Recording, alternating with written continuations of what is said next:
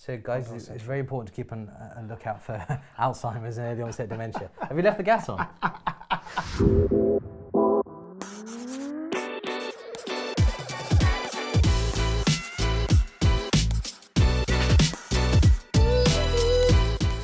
We're here today to talk to you about using X-ray to assess tibial plateau fractures. And I think it's really underrated. You think X-rays are underrated? I'm underrated. And I think the X-ray is underrated as well, yeah. Don't you? I do. I think we tend to move to CT very, very quickly. Immediately.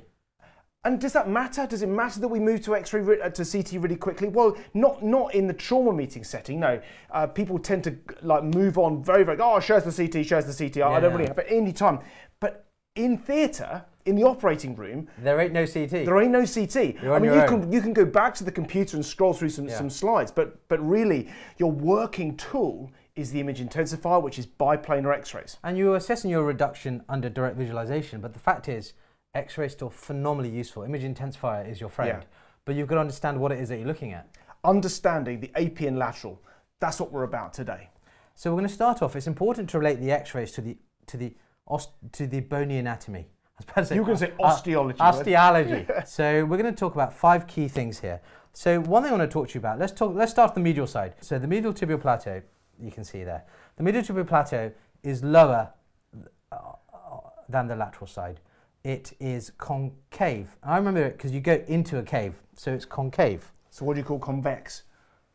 The opposite of concave. Oh, okay, right. That's the only I can think of it. It's the other thing. Okay. So it's that. It's larger than the lateral tibial plateau.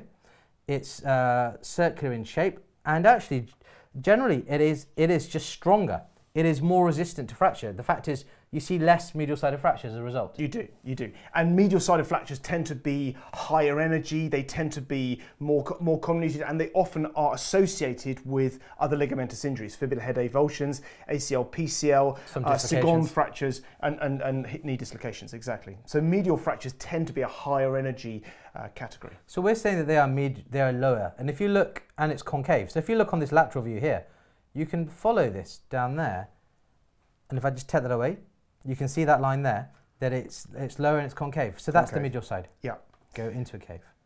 Let's go to the lateral side. On the lateral side, the lateral tibial plateau is higher. It is smaller, it is more oval in shape, and it is the opposite of concave, it's convex. And the other thing about it is that the bone over here is just generally not quite as strong. Less strong. Yeah. So we go to the lateral view here. This here is our lateral tibial plateau. You can see people say it's convex, as in it's like this. It's not really convex, as in it's like hill-shaped. It's basically flat on its across most of it, front to back. It's pretty much flat, but at front and back, it kind of curves off like so, where the meniscus covers it. So where medial side is truly disc-shaped all the way around, lateral side is a bit more flat in the middle. It's like a high plateau, if you like, the high veld. And that's really important to understand. So this is very much, and obviously the thing that saves the knee, the thing that's most valuable, that makes it all work, are the menisci. And thank God for the menisci.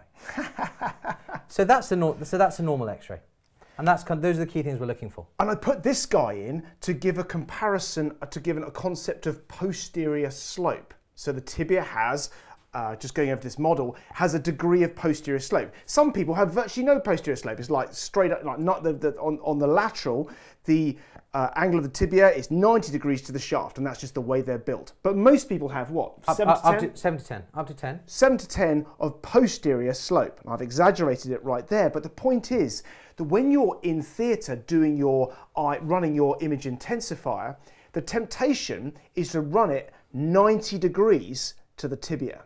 But actually, if you really want to get the best shot of the lateral plateau, you want to be, whoops, just a little bit over the top. You think, does that actually make a difference? Well, when we look at this AP that I've given you right there, the image on the right, you can see it's almost got two, you can see the front and the back of it, can't you? You can see this guy here, and you can see this guy here. It's not quite clear which bit of it is the front and which bit of it's the back. And it's a bit of a fuzzy image. If I take you back to the previous image, now look at that lateral plateau. It's a single line. Boom. right there, just a single clear crisp line, and that's what you want when you're fixing lateral tibial plateau, because basically what you're doing is you're looking straight down the plateau like so. And now any kind of intra-articular incongruity will show up, whereas if I'm slightly like that, you can be steps and you might not see it.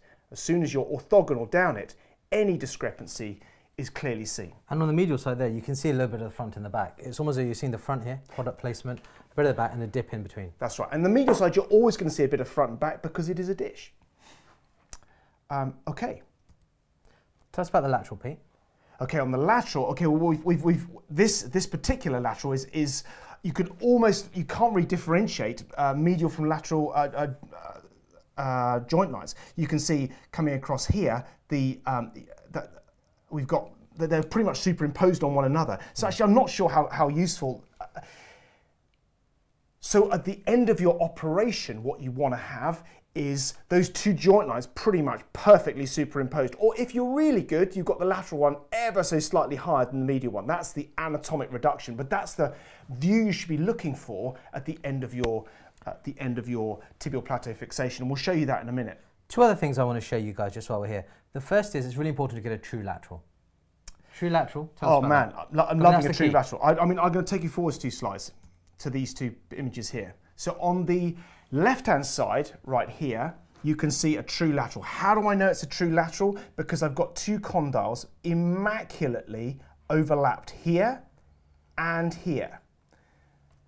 That's what you want to try and reproduce intraoperatively. If you can get those two condyles perfectly overlapped, that is a true lateral. So always, when you're looking at a lateral, and we're making a bit of a big deal of the lateral, and just bear with us on that.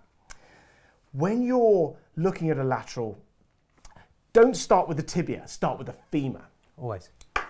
And going over to the model, in order to get that lower line, this guy here, in order to get him lined up, that's this line here. So in order to do that, I have to move the knee away or towards.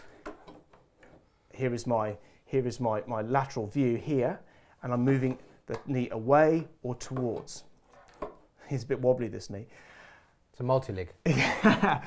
If I'm trying to sort out this line here, I need to turn my knee. I need to turn it either this way or this way, so rotationally moving it. And that is what the combination of those 2 movements, away and towards, twisting away, twisting towards, gives you that perfect lateral. Now you can look at your knee. I say go for the perfect lateral, but actually, sometimes it's useful to separate the plateaus. If they're perfectly lined up, sometimes you can't work out which is which. So if you go slightly off axis, like so, move the femur slightly away, like that, suddenly they become separated. So look at the image on the right. It's a slightly non-lateral, isn't it? We've now got a femoral condyle sitting down here, boink, and another one up here. And those correspond with your different tibial plateaus. Now you can see the concavity, convexity thing really nicely, can't you? Yeah, I mean, this is clearly a student radiographer. But then you see the medial side concave, lateral side convex. They're separated, and you can really see the difference there. Yeah. The other 2 points I want to make to you guys, just going back to these, are that that we're looking at tibial width, and tibial width is really important. And I want you to look at what's normal here. If you draw a line up there, and if you draw a line up there, then essentially what we're looking at is that the width of the tibial plateau should line up with the femoral condyles, and this line should really be within about 5 millimeters of that. And so that's key. If it's blown out more than 5 millimeters and your plateau is 5 millimeters wider than the condyle, then you high suspicion of a tibial plateau fracture. And of course, when you're trying to reduce your tibial plateau and get that tibial width back to what should be anatomic, reducing down that distance, trying to get this guy back in again is your goal, such that it's now either level or within 5 mil of level. And there's one last point I'm just going to make on these x-rays, which is that... Please, nothing to do with arthritis, please. I was just going to suggest, no. The last thing I want to make is that because the lateral side is slightly higher than the medial side, you just need to be aware of this for when you're doing your fixation, because you may put a raft screw that comes across here. And if you're going under the articular surface, you've got a raft screw that on the lateral side, you may come out intra-articular on the medial side. So you really need to be aware of that. Let's see some fractures, right? So what we're going to do here is I've actually started, I picked these slides because I'm going to start you on the lateral here rather than starting on the AP. So Cash, if you make some sense of this lateral. So what I can see so here, I think I've got quite a nice articular line there. Yeah. I think that's the medial side, it's concave, you go into a cave, and it's there, okay, and that's quite nicely. Now if I clear that and I look for the lateral side, I can't really see the lateral side very clearly. Is it a good lateral? It's not a good lateral because it's not terrible. It's an okay lateral, isn't it? Yeah, I wouldn't accept it. But the fact, but you clearly did. But the thing is, it's close enough. The one thing I want to say is, I think the lateral side starts there, and you really lose it. And then you do get a sense that there is articular surface there with a bit of sclerosed line, and you almost feel like there is a fragment that's there. That's what it looks like to me. All right. But I'm intrigued to see what the next one looks like. And that totally fits with what you're expecting on the lateral. And this is a game that I would encourage you guys to play with yourselves, is looking at starting with a lateral plain x-ray and say, I wonder what the AP looks like. I wonder if I can describe the AP from what I'm seeing on the lateral using the differential joint lines to help judge. So if we look here, a couple of things. Firstly, medial side looks good. Lateral side, there's clearly one wall there. Based on this, I'd say that's probably the posterior wall. This bit is more anterior. We come down here. This anterior bit is stoved in, and that kind of fragment is something like that. And we can see a split that comes down here. If I just clear that, you can all see that there. And then if we just follow this up, this bit looks like there's almost a lateral rim there. And the actual bit that's causing all the bother is this bit that's stoved in, it's angulated and it's depressed. Yeah. So, and if we look at our tibial widths, obviously on this side, we're nice and straight. And on this side, well, actually, it's not too blown out, is it? You could even draw that line like so. Yeah, if you draw it straight, it helps. So actually, it doesn't. Yeah, it doesn't. It's not actually particularly widened on this view, is it? But it is stoved in, and we do have a split exiting down there. So there's some now. What is the personality of this tibial plateau fracture? What would you say the personality of this one is?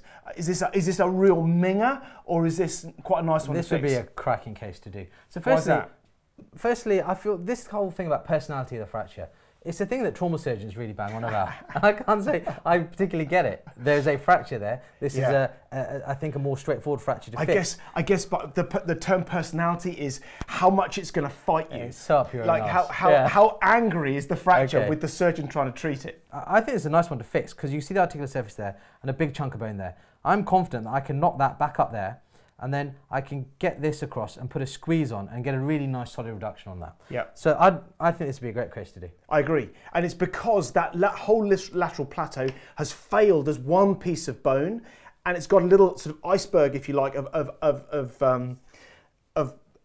bone underneath it, so that when you bring it up, the whole thing should come up as one. And having got it there, it should hold a screw because it's now got it's got a solid piece of bone immediately beneath it, a subchondral bone. And anyone who's watched, any Marvel fans out there, if you've seen Age of Ultron, when they lift up Sokovia with all the land underneath, this won't mean anything. No, to it you. does mean. You know what and then it's going to land crash, and there's going to be like a massive. Yeah. I'm so sorry, I misjudged you. I thought you were like last summer wine or something. But that looks great. So I like that. Here's another one. I'm going to give you another one. So here's another. I can tell you this is a tibial plateau fracture, and all I'm giving you is the lateral again. So we're going to play that game. So firstly, I think it's a pretty good lateral. Let's just look based on the femoral condyles. We're looking just here and here, and they pretty much overlap. So I think that's an acceptable X-ray. Yep, cool. So we can start with that. So then if we come over here, the medial side, I'm liking. I can see it there. It is concave. It's intact. Let's go to the lateral side. So the lateral side, I see a bit of it there, and that bit of sclerosed line, and then I really lose it. And then what happens is it becomes really indistinct. I can't see much beyond that. Yeah. There is a bit of white here. There's something going on there. But the fact is, so I would put it to you, this is probably also a lateral sided tibial plateau Schatzker 2 fracture. But I'm intrigued now to see the AP. I won't Okay, boom, let's have a look. Well, there he is. Phew. Okay, so what do we got here? So here we've got the medial side looks completely normal. It's nicely lined up. So the medial side's clear, so no issues there. Great. Let's come to the lateral side, a few things. So it is really indistinct. You just don't see the articular surface. There's something kind of down here. There's a bit up here, and then there's this up here that overlaps, and there's a line down here. So and the other thing that we can see here is that it's significantly widened as well. There's a clear lateral sided tibial plateau fracture, Schatzker 2, depressed articular fragment, multifragmentary with widening. And a split coming out just below the fibula. Absolutely right. So what's the personality? I'm going to stick with my terminology. What's the personality here? There's our split coming in there. What's the personality of this guy? So this one's would you say this is different? It's very different to the last one. Why is so that? This one, using your words, this one's going to fight you a little bit more. Okay, so I've got the two APs up for you, and on the right we've got the one that we saw first, the one on the left, the one we did second, and we're thinking these have a slightly different personality. Let's just work out what that is. So if I had to, just looking at these, if I had to guess, I would almost suggest that this one over this side is more porotic bone. It's just mush by the looks of it. The thing, this one, there is a solid piece there that you know you can jack up and you can put a squeeze on, and you know that'll take it quite nicely. This one here, I worry that it's just going to be dust. Yep, absolutely. So they're different personalities in the sense that one has failed with the whole plateau coming down as one, the other one has kind of failed in a multi-fragmentary way, almost as a crush injury rather than a stoved-in injury. Which would suggest that this one on the left, there may be a void. Once you've elevated this joint. I think they're both going to have a bit of a void, aren't they? But having brought them up, the one on the right is likely to have a piece of bone that you can fix into. Yeah. The one on the left, you might have to recruit some bone in order to sit underneath it. I was going to say recruit, that's a nice word. Great. Yeah. And it's actually Cash's word. That's why he was putting ownership on that. Great. Next up. All right, next one. So we're back on, the game's back on. What have you got here? Yeah, this is a game I don't want to play anymore. So this is a terrible lateral radiograph. I mean, there is one condyle, there's the other condyle. But you often get So I refuse to comment on this till you get me an adequate film. Because I can't do this. That's all you're getting, buddy. So this one, okay, you're going to push me here. I would suggest that there's the lateral side, convex, slightly higher up. This is the medial side. And as we follow the medial side... Get rid of the lateral side. And as we follow the medial side here, comes in here, and becomes indistinct. And I'd suggest to you that this is a fragment at the back of the medial side. So this, to me, based on your inadequate x-ray, appears to be a medial-sided tibial plateau fracture, but there may be some lateral involvement as well. Yeah. But predominantly medial is what I'm saying. There's another thing here that does lean you towards medial tibial plateau fracture, which is that if you look at the axis of the tibia, coming straight up here, boom, like that, let's say something like that, see how the lateral femoral condyle is still in that ballpark, but the medial tibial femoral condyle is completely posterior to it. And can I show you one more thing? If I look at this and you suggest that that's the lateral side and that's the lateral side, right? Yeah. That's a pretty good joint width. That's quite reasonable. That looks about right. And then if we come down here and we say, look, this is the medial side, and that possibly this is the medial side, then that's just a secondary clue that makes you think that this is probably a medial sided fracture and that the femur has gone with the tibial plateau. As it always does on the medial side. Okay, let's have a look. Sure enough, there it is. We've got a medial tibial plateau fracture, Schatzker 4 type. Draw it out for us.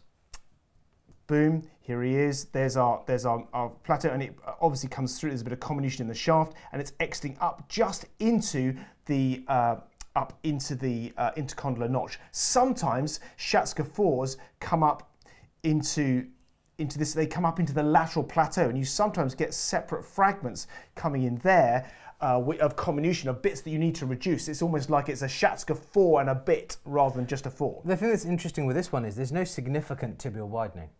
No, there's not. No tibial widening. That you often think that to begin with in the Schatzker 4 because you'll say, well, this is a medial problem and therefore I would be expecting my widening to be on this side, but it never is. Where does the widening happen in a Schatzker 4 and indeed in a Schatzker 6? It happens on this side, right there. So actually there is a little bit, I would say, of tibial widening because what happens in a Schatzker 4 is the femur goes with the medial tibial condyle. You do love that. You bang on about that in the trauma. The medial tibial condyle goes medially and posteriorly. It follows the femur, it follows the tibia. That way, and of course the medial femoral condyle goes with it, and it leaves the poor old lateral femoral condyle hanging.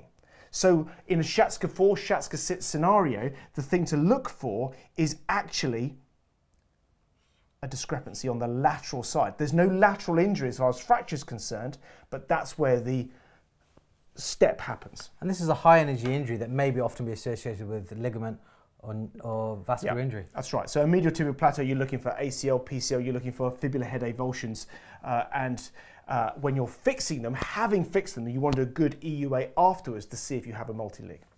So Pete, what should my x-rays look like post-fixation? They should look exactly like that. A really nice true lateral. And you've really worked hard to get this bit right, moving from side to side, so the femoral condyles are overlapping in that plane, and then a bit of rotation to make sure the posterior aspect of the femoral condyles are overlapping, so it looks, boom, just like that. I'm pretty sure this is one of my post-ops where we just took the metal out. The last thing, one thing I just want to add to you guys is, someone may ask, well, what's this here? Tell us about that, Pete. Because someone might say, I can see on the lateral, and that, is that a fracture? Just explain no, absolutely, and that's obviously your tibial eminence. It's the bit you've got inside the middle of the, oh blimey, it's your tibial eminences, which sits centrally in the knee. You do often get fractures there. You do get little ACL avulsions, even PCL avulsions, and comminution of the spines. Does it matter? It does to me. It does to you because you're a knee ligament guy. But I must say, the thing that's interesting is, look, we know that arthritis after a tibial plateau fracture, for all comers, is actually pretty low. Exactly. It's pretty low, and the problems you tend to get after tibial plateau fractures relate to stiffness rather than instability. So interestingly, related to that, the amount of ACL deficient knees you see or meniscal injuries that you see after tibial plateau fractures is actually pretty low as well. It's not a major They're thing. not rocking up to your sports clinic. They're not rocking up to my sports clinic. No. They're in a wheelchair in your clinic. There's just a couple of other slides I wanted to show you. This is one, you can see this is a tibial plateau. It's a nice lateral, two femoral condyles perfectly overlapping. That's the only good thing for it. The thing I would draw your attention, and someone's obviously, it's obviously on the AP, it's blown open. The tibial width is wide. So they thought, right, I know what I'll do. I'll clamp it. They've clamped it, and then they got a lateral. So you're seeing the clamp. But look at the two tibial tibial plateaus. Here's the medial side. Looks like a nice dish, right? So he looks.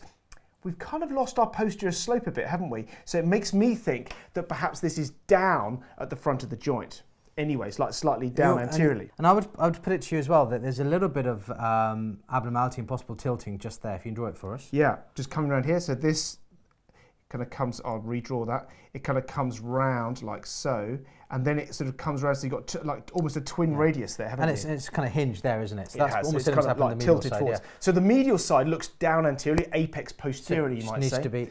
But what's happened to the lateral side? I would say the lateral plateau looks like he's down here.